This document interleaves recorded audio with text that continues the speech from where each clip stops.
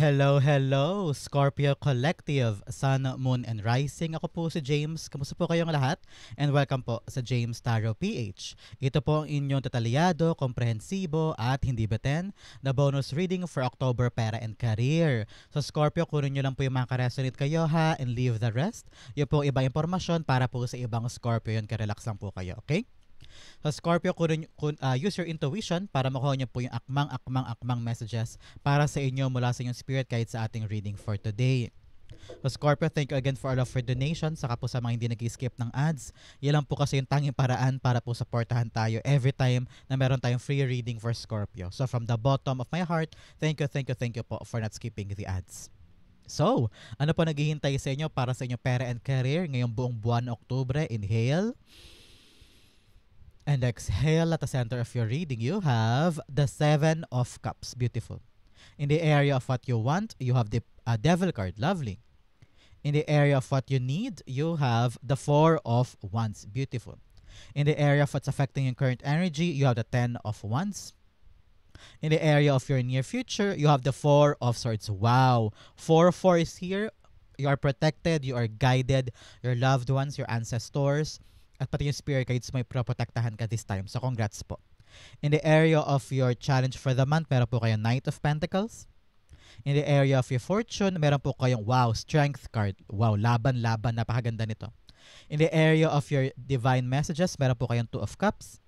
At ang outcome mo for the month, eto yun, mamaya po sabay-sabay natin siyang bubuksan at the end. But first, ano mo na lingering energy in your background, meron po kayong the Moon card.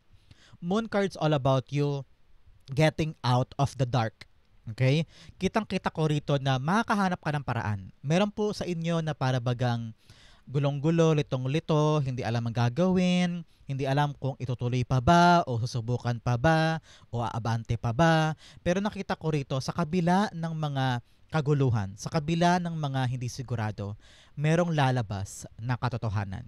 May lalabas na magpapalinaw sa'yo at kakapitan mo para maging angkla, para ituloy yung isang bagay. Halimbawa, bigyan kita ng example ha, malabong-malabo ka maging singer halimbawa. Kasi sabi mo, kumakanta ako sa TikTok, marami akong followers, gusto ko mag-audition sa mga shows, pero bigla, hindi ko matanggap-tanggap. So, bakit ganun? Ang dami-dami naniniwala sa akin online na magaling akong kumanta, pero bakit hindi ako matanggap-tanggap sa ABS, sa GMA, ganyan.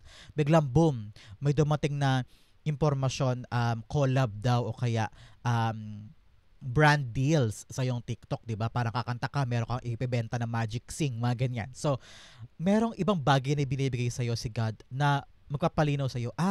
Hindi siguro ako pang TV singer. Siguro nga pang social media singer ako, pero with the emergence of brand deals, dito ka kikita. Pero singer ka pa rin, 'di ba? So, mga ganun.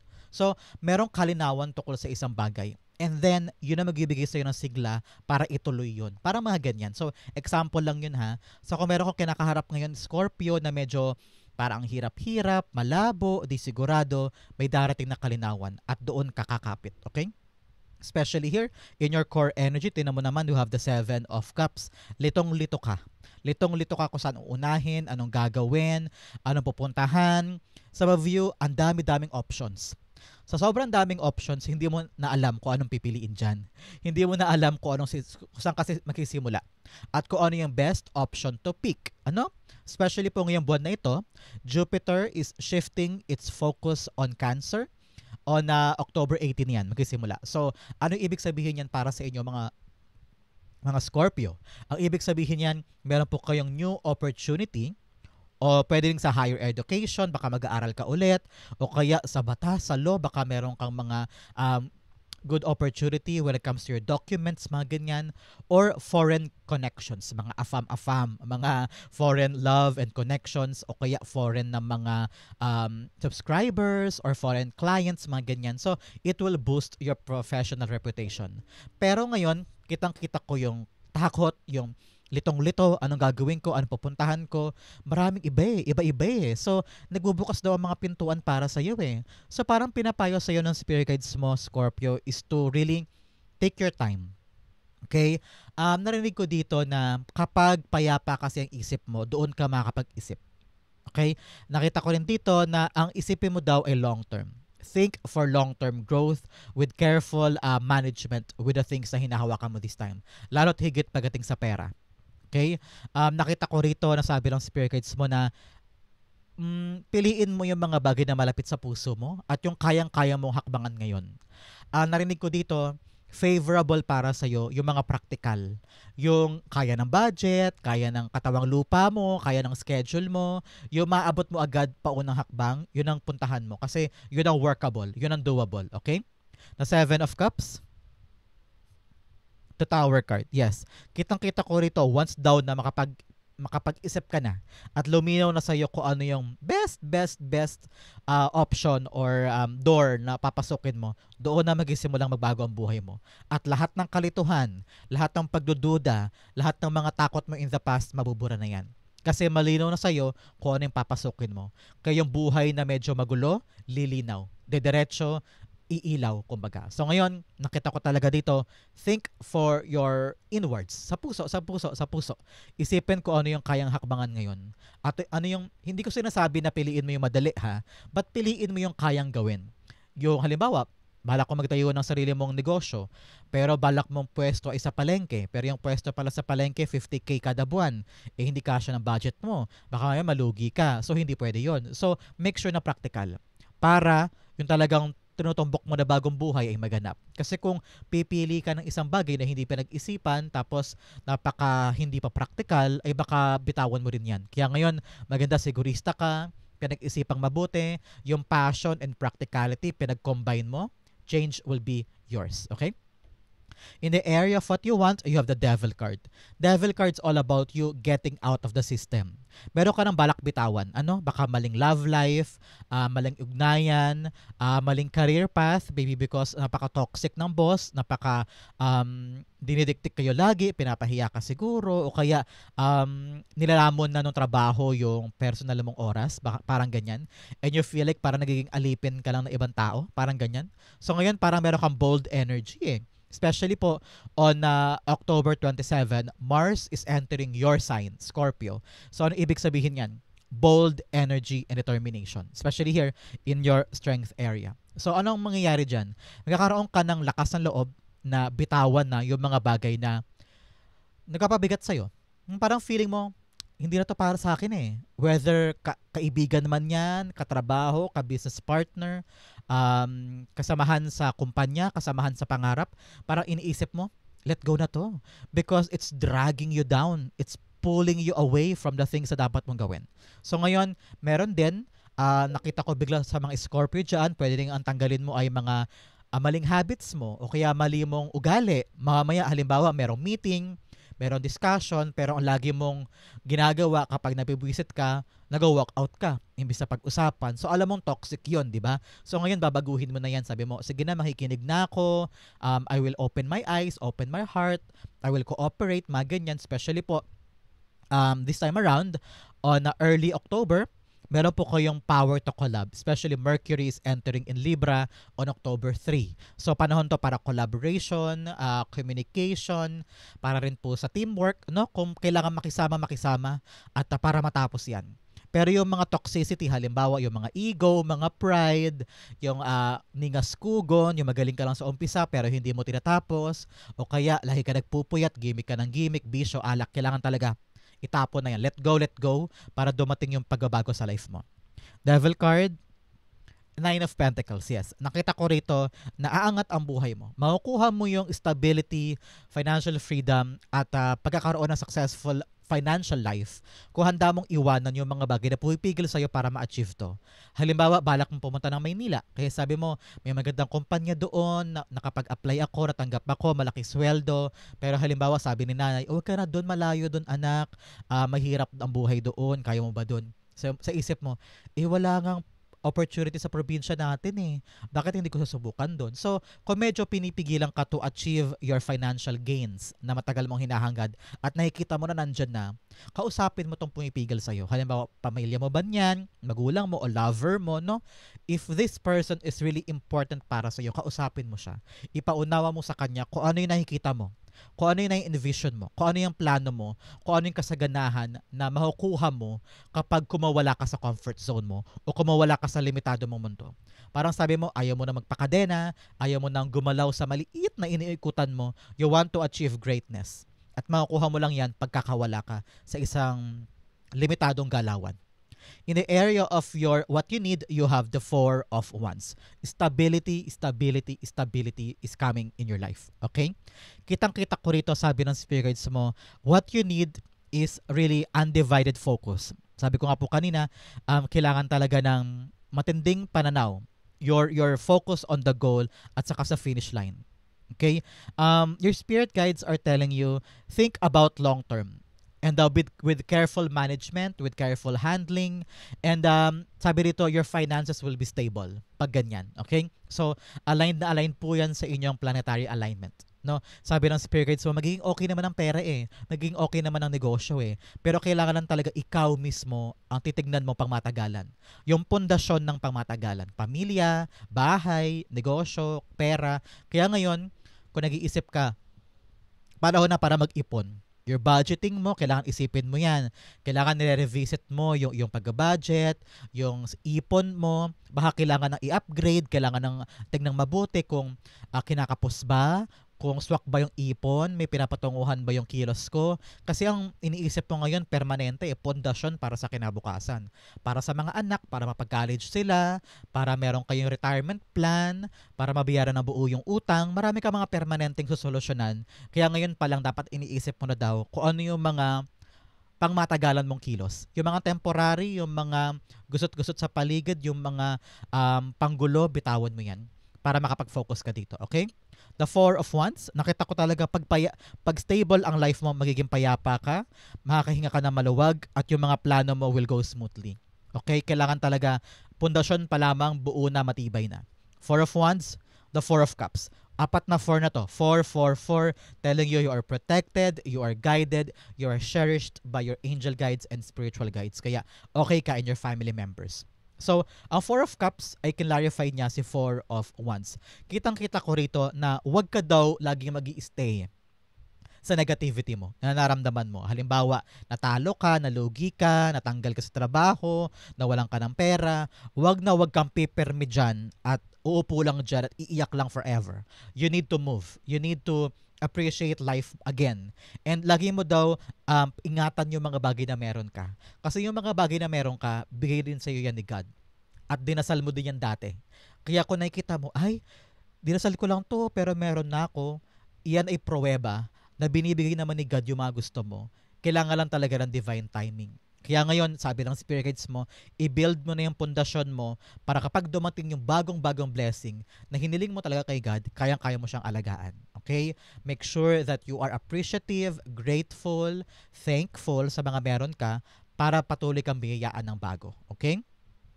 In the area of what's affecting your current energy, you have the 10 of Wands. 10 of Wands, kitang-kita ko rito, pinapasan mo ang lahat. Okay? Kitang-kita ko you're on a leadership role, ability to adapt, no? Talagang kahit mabigat, kahit mapagod, kahit bumaloktot ka pa, kinakaya mo kasi alam mong kailangan ito.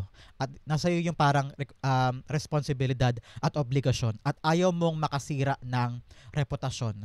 Ayaw mong may masabi sa iyong mali, kaya kahit na may hirap, kinakaya mo. Because you are building your name, you're building reputation, you're building your future. Kitang-kita ko rin dito that your strategized focus sa isang bagay will lead you to your promotion or leadership role or magigain ka ng public recognition. Kaya ngayon, sabi nga ng spirit guides mo, pag mahirap, kayod lang. Pag sumikapan mo lang, wag kang panghinaan ng loob. Darating din tayo sa katapusan yan. At kikilalanin ka rin. Your hard work will be paying off. At mawawala na rin tong bigat na ito at pag-iisip mo sa mga bagay na para sa'yo. Nakita ko doors are opening. Kaya ipakita mo sa kanila na kaya mong gawin yan at kaya mong paghusayan yan, na ikaw yung best person for that position. At sinasabi ko nga sa inyo, yung tamang pinto magbubukas, yung confusion at kalituhan ay mawawala na at magabago na yung buhay mo. Okay? The 10 of Wands. The Six of Cups. Yeah, Six of Cups all about you, what you did in the past. Marami ka nang pinagsumikapan, pinaghirapan na noon mo pa tong ginawa. At ngayon parang you are now craving and gutom na gutom at uhaw na uhaw ka para sa recognition at umento sa sahod or promotion. Kasi parang kitang-kita ko na build mo na yung buhay mo eh. I don't know, nakita ko na image na patong-patong na blocks, patong-patong na hollow blocks or parang tower, bricks, ganyan. So, ibig sabihin, naipundar mo na yung pundasyon mo eh. Sa trabaho mo, sa pangarap mo, sa career mo, sa negosyo mo. Parang somehow kilala ka dito eh. Parang alam nila na masipag ka, alam nila na marunong ka dito, professional ka, pinaghihirapan mo to, no? So whatever na na-accumulate mo from past 2 months, past 2 years, no, na mga bagay na ginugol mo para sa pinaghihirapan mo ito, nakita ko rito your hard work will be paying off. Kasi parang due na to eh. Parang long overdue na eh. Yung pagbibigay sa'yo ng recognition, ng tagumpay, ng kasaganahan, ng pag-angat, no? So, congrats po because whatever you did in the past, kung ano man yung mga bagay na inipon, pinagsumikapan, ang magandang balik niyan sa'yo. Kasi ginawa mo yung tama at saka nagsipag ka. So, congrats po. In the area of your near future, you have the Four of Swords. Four of Swords all about you taking rest. Okay? Panahon na para in the near future, magkaroon ka naman ng katahimikan, relax muna. Nakita ko rito that your hard work really here will give you a good life in the future. Kitang-kita ko yan dito na, I don't know, nakakita ko na mga taong retired na o magre-retire pa lang. So ngayon, kailangan talaga tapusin na yung mga dapat tapusin, plansyahin yung dapat plansyahin para pag nakapag-retire ka na po, Scorpio, ay hayahay ka na. Wala ka nang problemahin pa ng ibang bagay, yung pera mo smooth sailing na papasok, at saka kung meron kang aalagaan na bago in the near future, hindi na ganun kabigat. At medyo relax ka na. I'm seeing you getting vacations, going somewhere else. May narinig din ako sa inyo, para sa ibang Scorpio naman to, na para bagang meron ka na i-let go ng ibang bagay. Because may realize mo na yun pala yung dahilan kung bakit ka nabibigatan o yun pala yung dahilan kung bakit hindi ka makaaba-abante. So parang may paglaya ako nakita dito. Especially para sa pag-abot ng pangarap mo, makakahinga ka na ng maluwag at saka wala ka ng pangamba.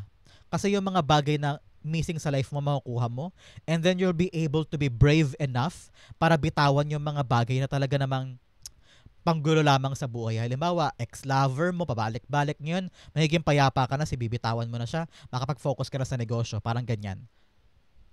O kaya, biglang ilalet go mo yung perfectionism. Dati, balak mong kailangan on the dot, kailangan andun ako gantong oras, kailangan perfect lahat-lahat. Pero ngayon, you learn to let loose and just enjoy. Pag nag-enjoy ka, nagugulat ka sa mga magagandang sorpresa. So, hindi mo kailangan maging perfect, na-realize mo yan ngayon. At parang ina-accept mo yung mga bagay-bagay as they go, as they come to you. At hindi ka na aligaga at hindi ka na natataranta na para bang ligalig ka dati. Ngayon, whatever it feels good, you will do good. Ngayon, mas kinakapitan mo yung intuition mo at pinapakinggan mo kung ano yung tama. And then yung other things, hindi mo na binibigyan ng buhay, hindi mo na binibigyan ng energy. Alam mo na kung saan mo ibibigay yung energy mo, yung focus mo, yung love mo. Kitang-kita ko rito na very, very secured ka din. Parang kilala mo na yung sarili mo, alam mo na yung mga bagay na para sa'yo lang, at yung ibang bagay, hindi ka na people pleaser, hindi ka na nakikiusap, o nagbe-bend, o parang hindi ka na laging kumikilos based sa approval ng iba. Ngayon, you're very, very safe, sound, and quiet in your own life. At okay sa'yo yun. Kita ko rin for other Scorpio ha, meron kang dasal na matutupad. Congrats po. The Four of Swords, the Judgment card. Yes, kitang-kita ko yung pag-angat ng intellect mo dito na parang God, kayo na pong bahala, tinataas ko na po sa inyo, ipapahinga ko na to. Judgment card's all about you being awakened. Nagising ka na sa isang katotohanan. Halimbawa, bakit ako habol dyan? Bakit ba lagi ko silang pinagbibigyan? Panahon na para ipayapa ako ang puso ko at bitawan ko na sila. So, you now know the beauty of your life. And nagigising ka na sa mga mali at ina-actionan mo at doon papasok ang kapayapaan. Okay? Napakaganda for you. In the area of your challenge, you have relentless craving. Addiction is a prison disguised as freedom. Consumed, eroding habits. Yes, akala mo yung ginagawa mo minsan kalayaan yan, pero sobra-sobra na pala. Halimbawa, gimmick ka ng gimmick, o kaya, kitang-kita mo naman na yung magandang future pero ayaw mong puntahan kasi nakokontento ka na dito sa comfort zone mo na kahit mapanakit, kahit mahirap pero dahil takot ka humakbang, takot ka mag-fail, nagkakasya ka na lang dyan. So, nakaka-addict din yan. Yung ganyang para natili sa comfort zone. Ayaw mo na umalis, ayaw mo na lumiban kasi sanay ka na eh. Kilalang kilala mo na yung galawan dyan eh. Komportable ka na sa araw-araw eh. Kabisado mo na kumbaga. At hindi ka na nag-fail, hindi ka na nasasaktan. Kaya parang medyo paikot-ikot na. Pero nakikita mo naman na yung pwede mong abutin eh. So wag ka daw malubog sa comfort zone mo. Always strive for more. Another message, you have battle within. The greatest war you wage is against yourself, inner conflict and resolution. Yes, kailangan mo talagang pagtagumpayan yung mga kalituhan sa isip, yung mga pagkakamali na kailangan baguhin sa sarili mo, your recognition and awareness sa mga bagay na dapat mong baguhin, dapat actionan yan ha. Magising para magawa mo na yung tama. In your challenge, you have the Knight of Pentacles. Knight of Pentacles is all about you having this concrete plan. Okay? Especially po, ngayon, kailangan talaga careful handling. Pagdating po sa pera, avoid overcommitting and spending wisely. Okay? Sabi dito, hindi porket mapera ka o meron kang budget o meron kang ipon, bukas palad ka para sa lahat. Na merong humingi, bibigay ka. Merong humingi, bibigay ka kaagad. Kailangan mo magkaroon ng boundaries at harang. Kasi meron ka rin pinag-iipunan, meron ka rin pinaglalaanan ng pera mo. Kaya make sure na careful ka sa handling ng pera mo. Mas maganda meron kang tinatabi. Mas maganda meron kang ipon. Para kung may rainy days man or emergency fund, meron kang mabibigay. Kayo rin po yung pinapayuhan for budgeting ha. Be careful with your budget. I-revisit mo yung mga dapat i-revisit. Nakita ko dito, nakukulangan ka daw ng pagkaplano, Scorpio. No? Para kung may pera, gastos agad. Kung mayroong budget, gastos agad. Kulang ka na sa meticulous planning.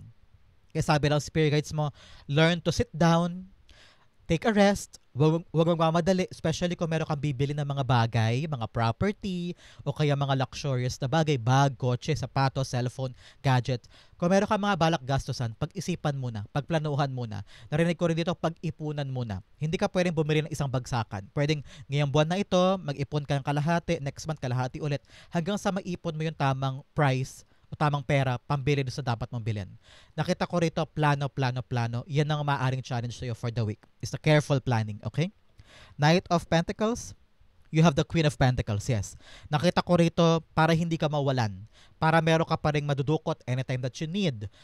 Sabi ng spirit guides mo, your meticulous planning will determine yung tatagal ng pera sa'yo. Nakita ko talaga dito longer term, longer goals, ika nga. Kaya kailangan talaga maging maingat. Nakita ko rin dito na focus ka lang daw dapat sa mga valuable sa life mo.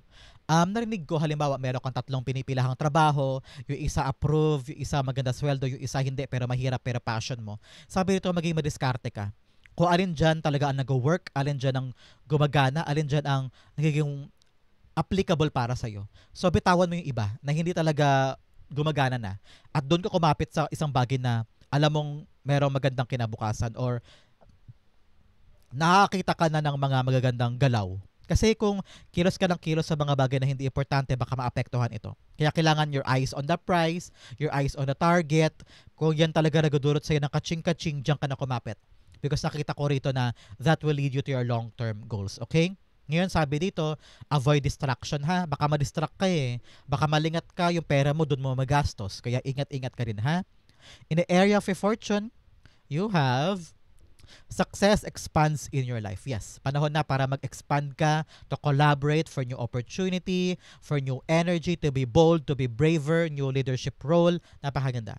Another message, uncovering treasure, beneath the surface lies great bounty. Yes, akala mo lang ngayon nahihirapan ka pero kayod biglang boom, nandyan na. So, ero talaga yun. Your hard work na nag-ugat noon pa, ngayon kukubrahin mo na yan. Kaya napakaganda for you. In your fortune area, you have the strength card. Magpapakatatag ka.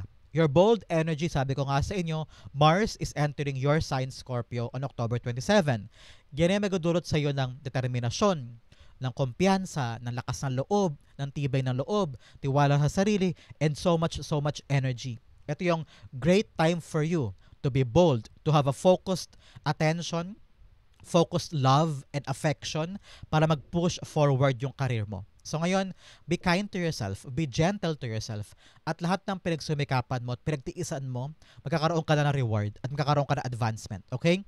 Nakita ko rin dito na hindi mo kailangan magmadali, hindi mo kailangan mag-rush because what is yours will be yours. At maraming nakakakita ng galing mo.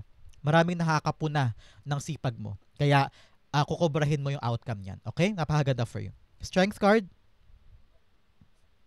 You have the strength card, yes. Dalawang beses, unulit. Napakatatag mo daw this time. Yang katatagan na yan, madadala mo patapos ng Oktubre at nagbibigay sa iyo ng stability sa pera mo. Kaya kung medyo rito nakaraang buwan, nakaraang taon, medyo kapos-kapos o kaya tipid na tipid ka, ngayon yung naipon mong pattern on routine sa paghawak ng pera noon, madadala mo yan this time at makakatulong sa iyo para sa mga pinag-iipunan mo pa o balak mong gastosan. Okay? I-confirm pa natin kasi dinoble lang niya. You have the justice card. Yes, karmic justice ito. Kung ano yung mga bagay talaga na ginawa mong tama dati, ma-apply mo yan this time at deserve mo to.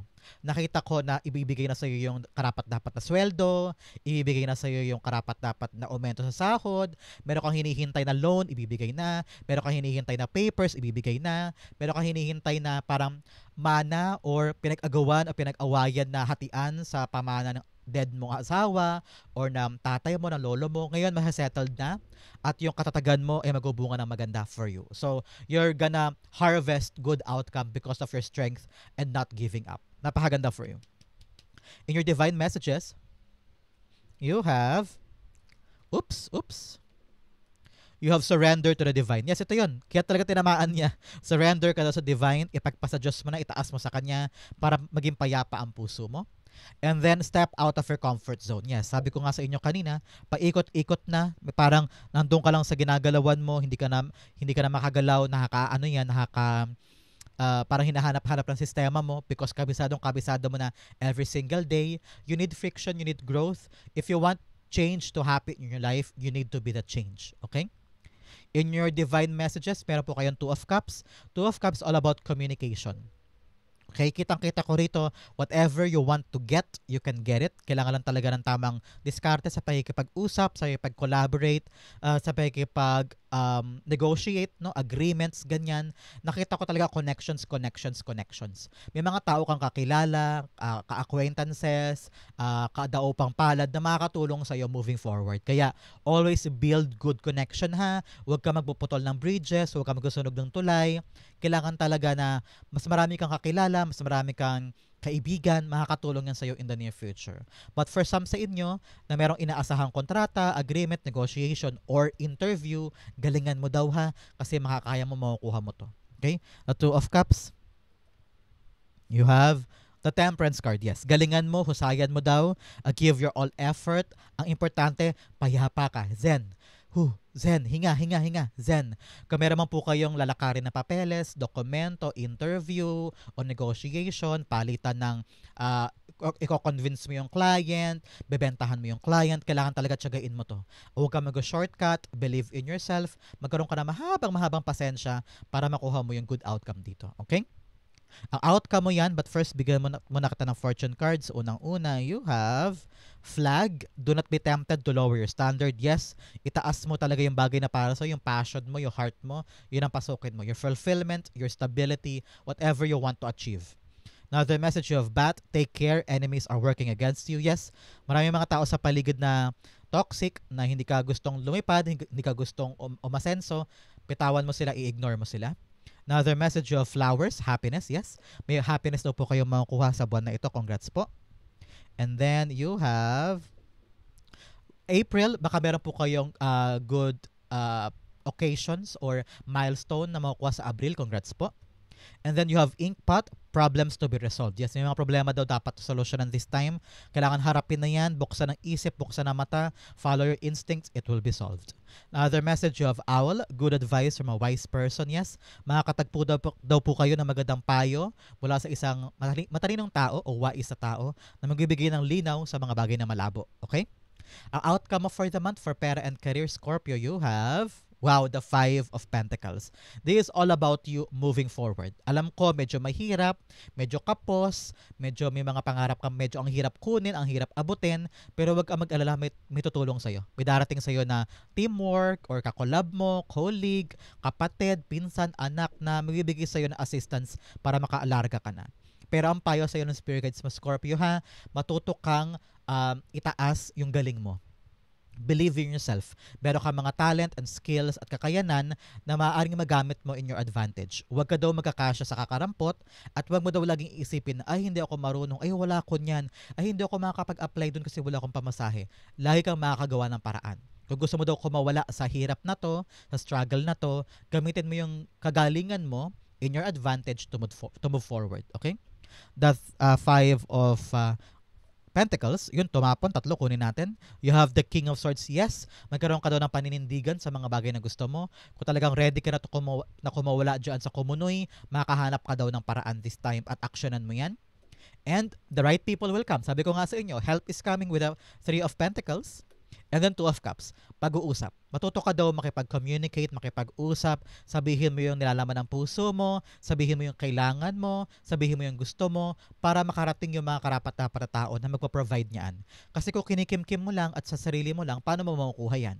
Learn to ask, learn to inquire, learn to reach out to people. Okay, ikaw mismo ang lalakad, ikaw mismo ang magtatanong, ikaw mismo ang lalapit para dumating yung kahandaan sa'yo at yung good information na actionan mo, and the right people will be here guiding you forward. Okay? Hindi mo to kaya mag-isa. Some people will help you, and that will be the answer para gumaan ang mga dapat gumaan. Okay? So, alalahanin mo yan. Scorpio, ito po ang inyong October pera and career. Sana po nakaresonate kayo. Comment down below. Thank you again for watching hanggang dulo. I love you. This has been James of James Saro PH. God bless everybody.